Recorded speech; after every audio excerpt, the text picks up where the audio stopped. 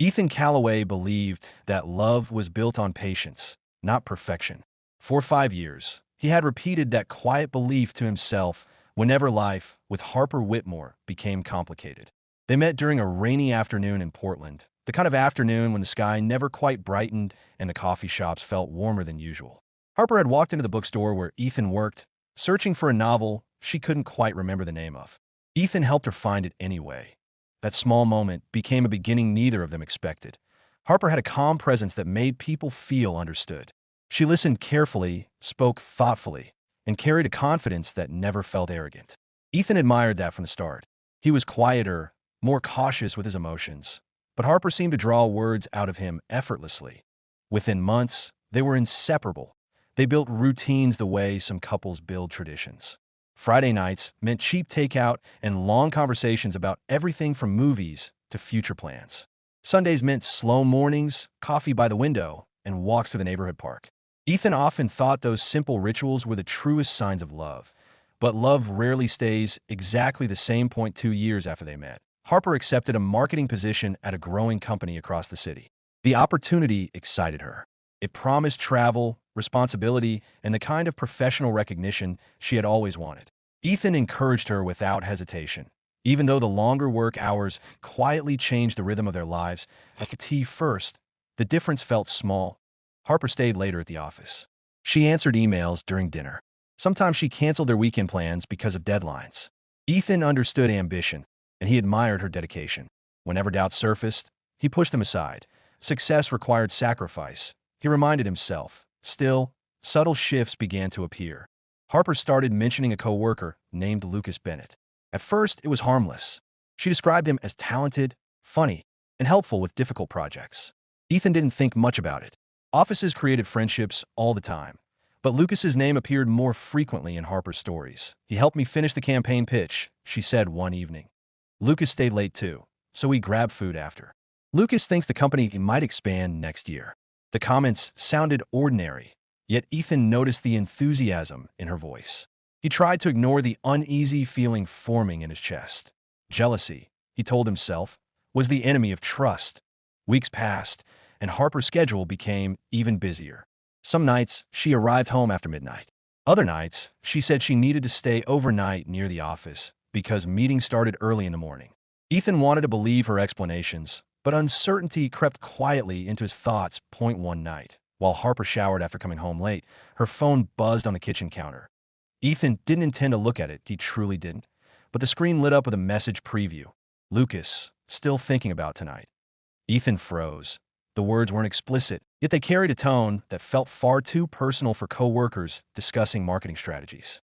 His heart pounded as he stared at the phone, debating whether to ignore it or open the message. Trust mattered, but so did honesty. Before he could decide, Harper returned from the bathroom and picked up her phone casually. She glanced at the screen and quickly typed a reply. When she noticed Ethan watching her, she smiled. "Just work stuff," she said lightly. Ethan nodded. He wanted to believe her. Over the next few days, the message lingered in his mind like an unanswered question. Harper behaved normally, yet something about her attention felt divided. She laughed at Ethan's jokes, but sometimes her thoughts seemed somewhere else entirely. Ethan hated the suspicion growing inside him. He remembered the early days of their relationship, when Harper looked at him with warmth that never wavered. That memory felt painfully distant now that a week later, Harper announced she would attend a company retreat outside the city. The trip would last 2 nights, filled with team-building sessions and strategy meetings. "Lucas is organizing most of it," she added casually. The name landed heavily in Ethan's chest. Still, he forced a supportive smile. "Sounds important." "It is," Harper said, kissing his cheek. "I'll call you when I get there." The morning she left, Ethan stood by the window, watching her car disappear down the street. The house felt unusually quiet afterward. He tried distracting himself with work, but concentration proved difficult. Something felt wrong that he didn't know why the feeling persisted so strongly, yet he couldn't ignore it anymore. That evening, Ethan opened his laptop and searched the company retreat location Harper mentioned. It was a quiet lakeside hotel about 2 hours away. The website displayed photos of wooden cabins, calm water, and private balconies overlooking the forest. Romantic scenery, Ethan thought bitterly. He closed the page, frustrated with himself for imagining things that might not exist. But late that night, Another message appeared on Harper's shared tablet, sitting on their living room table. Harper rarely used the device anymore, but her messaging account remained connected. The notification flashed briefly. Lucas, can't wait to see you again tomorrow. Ethan stared at the screen for a long moment. The words erased the last fragile pieces of his certainty. He leaned back slowly in his chair, the weight of realization settling over him like a storm cloud. Whether Harper intended it or not, something had begun between her and Lucas. Something hidden. Something dangerous. For the first time in 5 years, Ethan questioned the future he thought they were building together. And somewhere far from their quiet house, at a lakeside hotel, surrounded by dark water and whispering trees, Harper Whitmore was spending the night with the man whose messages had begun to unravel everything. Ethan Calloway did not cross the line all at once. He redrew it gradually until it barely existed. After the balcony conversation, he told himself distance would restore clarity. Yet he did the opposite. He volunteered for projects that required Avery Sloane's input. He lingered after meetings. He crafted messages that were professional in wording but personal in tone. Avery noticed. She wasn't naive, nor was she impulsive. Avery valued control, and control required awareness. She understood the subtle shift in Ethan's attention, the way his eyes searched for her reaction before anyone else's, the way his compliments carried a private undercurrent. Instead of rejecting it outright, she studied it, curious about why a man in a committed relationship would allow ambiguity to bloom so freely like a tea home. Lila Monroe felt the absence before she saw it. Ethan's laughter came slower. His apologies came quicker. He kissed her with affection, but without presence. She began filling the silence with optimism, suggesting date nights, planning small surprises, working harder to maintain the closeness they once shared effortlessly. One Friday evening, Lila arranged dinner at their favorite neighborhood restaurant, the place where Ethan had first told her he loved her. She dressed carefully, choosing the blue dress he once said made her look unstoppable. When Ethan arrived late, distracted and apologetic, Lila smiled anyway. "You've been working so hard," she said gently, reaching for his hand across the table. Ethan squeezed her fingers, aware of how steady they felt compared to the chaos inside him. "It's just temporary," he assured her, though he wasn't sure what it referred to anymore. Throughout dinner, his phone buzzed twice. He ignored it, but the awareness of who it might be fractured his focus. Lila noticed his restraint and interpreted it as respect. She didn't realize it was calculation. Across town, Avery sat alone in her apartment reviewing the same presentation Ethan had finalized earlier. She replayed their recent conversations in her mind, dissecting tone and intent. She had asked him directly once, "Does Lila know how much time we spend talking?" Ethan had laughed it off. "It's work." Avery had held his gaze. "It doesn't always feel like just work." He hadn't answered. The following Monday, the tension between them shifted again. During a strategy meeting, Ethan defended Avery's proposal with a passion that exceeded professional necessity. When the team dispersed, Avery approached him. "You don't have to prove anything to me," she said quietly. "I'm not proving anything," he replied, though his voice lacked conviction. "You're choosing something," she countered. Her words unsettled him because they were true.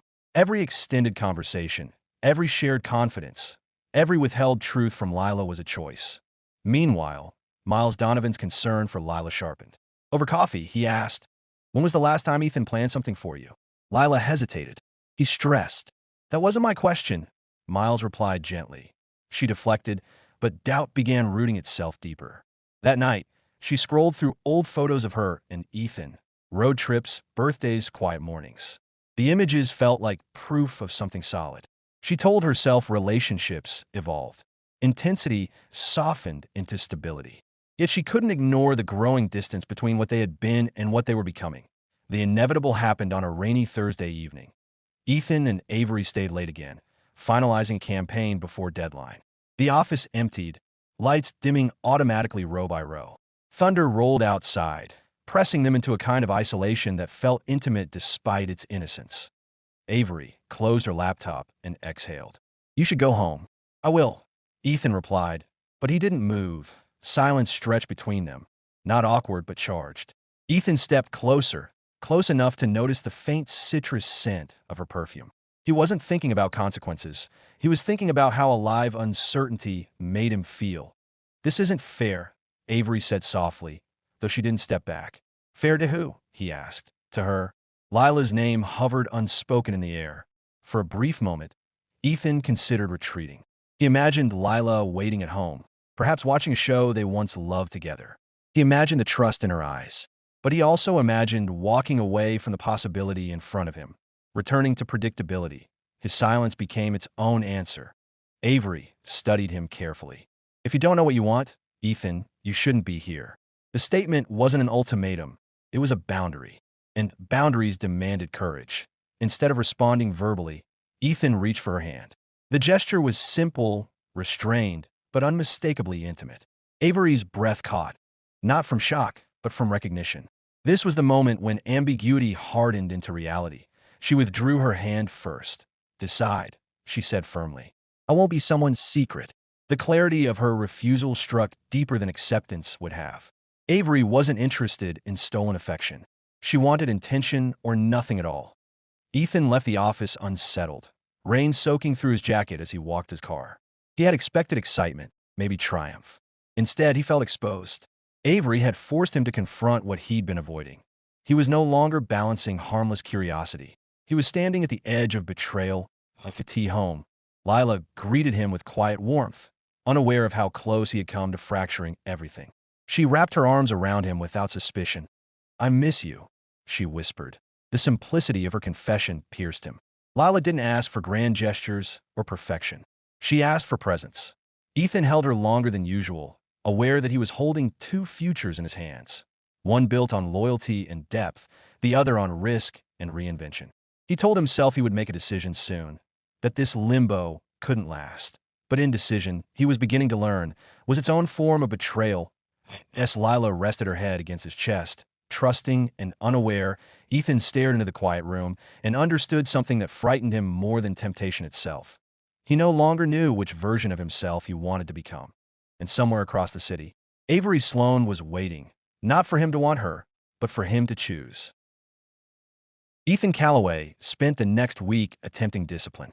He limited conversations with Avery Sloane to strictly professional exchanges, responded to her emails with brevity, and left the office on time twice in a row. On the surface, he appeared resolved.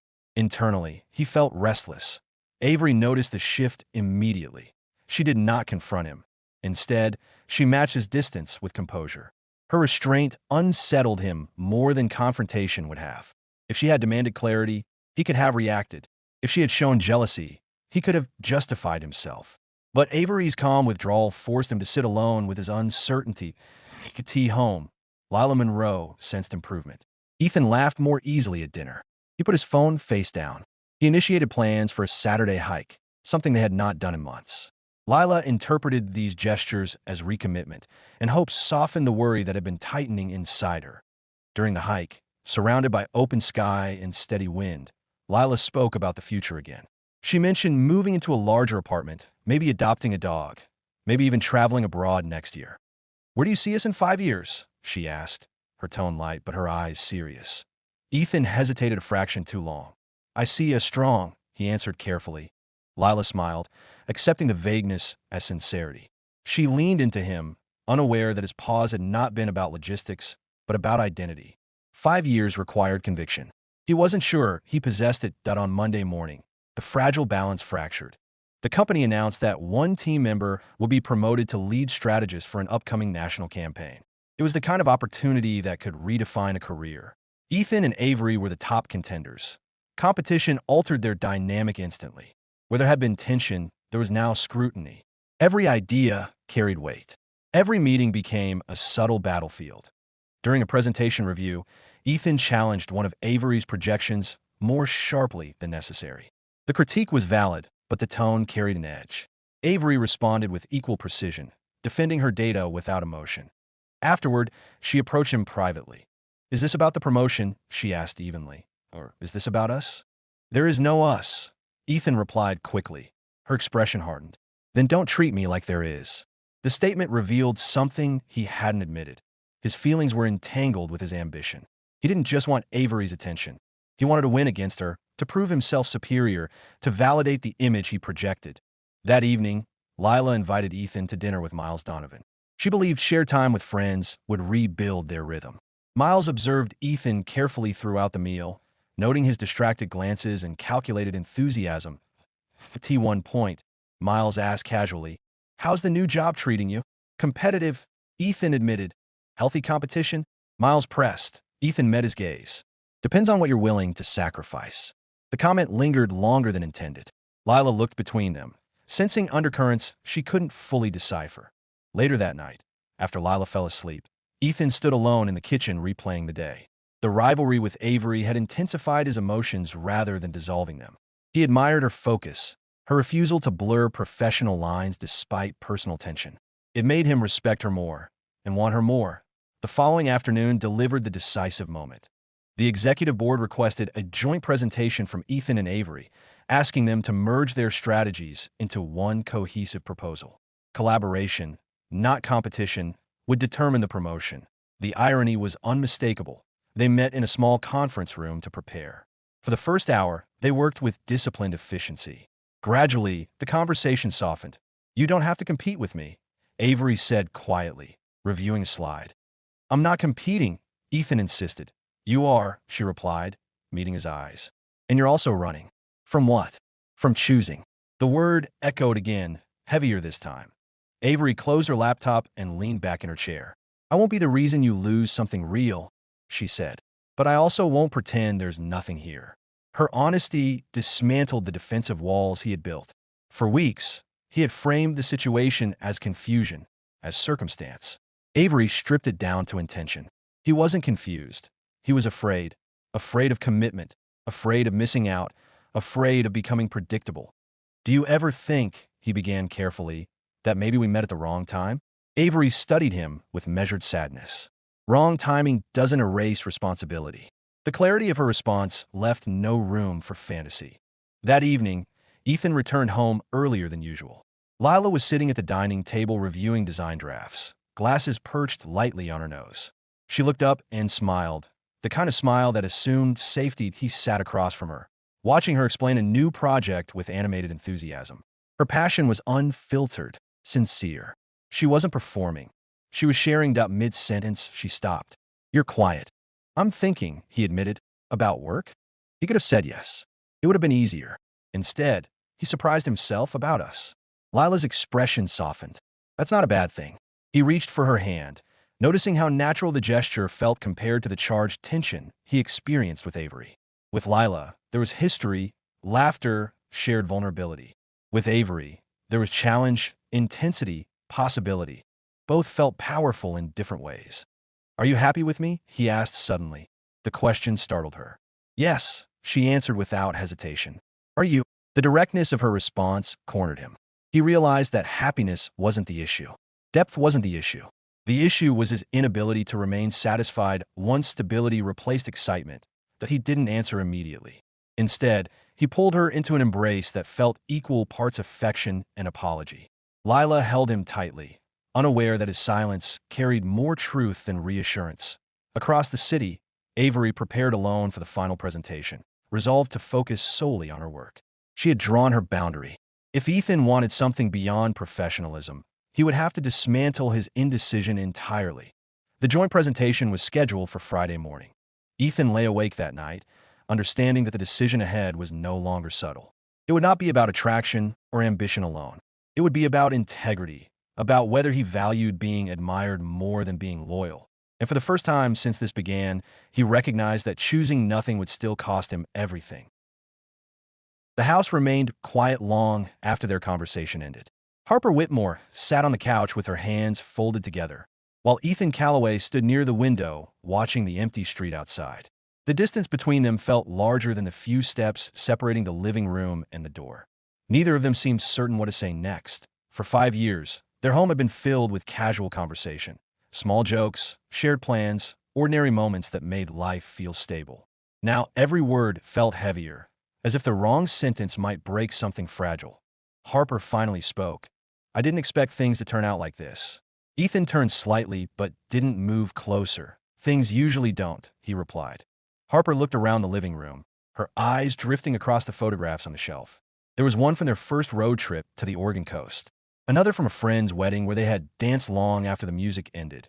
Memories filled the room quietly. I remember when we first moved in here, Harper said softly. We didn't even have a couch yet. Ethan allowed a faint smile. We sat on the floor and ate pizza for 2 weeks. Harper nodded. You said it would make a good story someday. Ethan walked back toward the center of the room, resting his hands on the back of a chair. Back then, everything felt simple, he said. Harper looked at him carefully.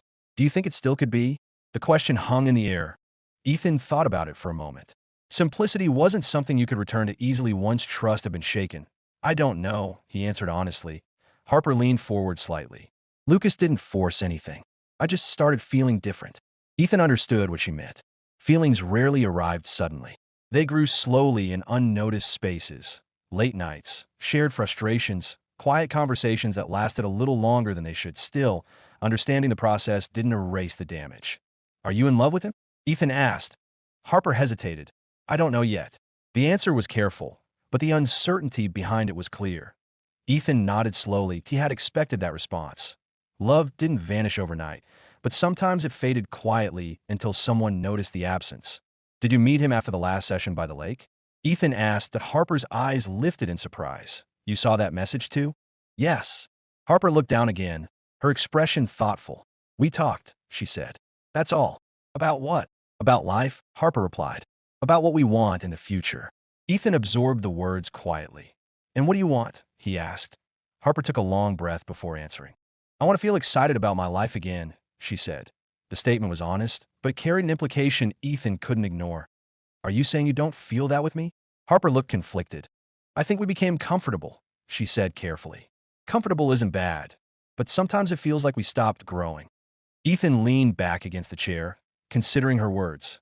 Comfort had always been his goal. A peaceful relationship, a stable home, a partner he trusted completely. Now it seemed those things might not have been enough.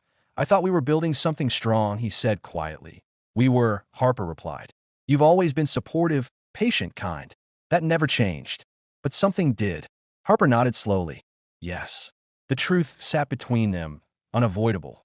Ethan realized then that the conversation wasn't really about Lucas Bennett anymore. Lucas had simply revealed a distance that had already formed over time.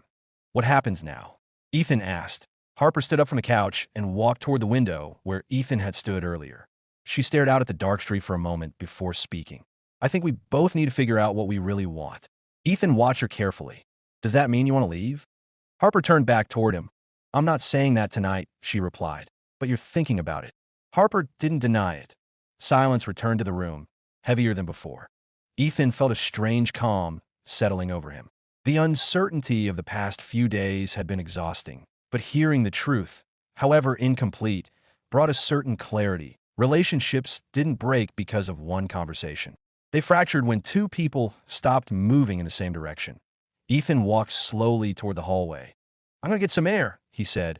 Harper nodded quietly. He stepped outside into the cool night, closing the door gently behind him. The streetlights cast long shadows across the pavement, and the distant sound of a passing car echoed faintly in the quiet neighborhood. Ethan stood on the front porch for several minutes, breathing slowly. Inside the house, Harper Whitmore was still deciding what her future looked like, and Ethan Calloway realized that the next chapter of their lives, whether together or apart, would depend on choices neither of them had yet made behind him. The porch light flickered softly against the dark sky, while inside the house a phone vibrated quietly on the kitchen counter. Another message had just arrived from Lucas Bennett.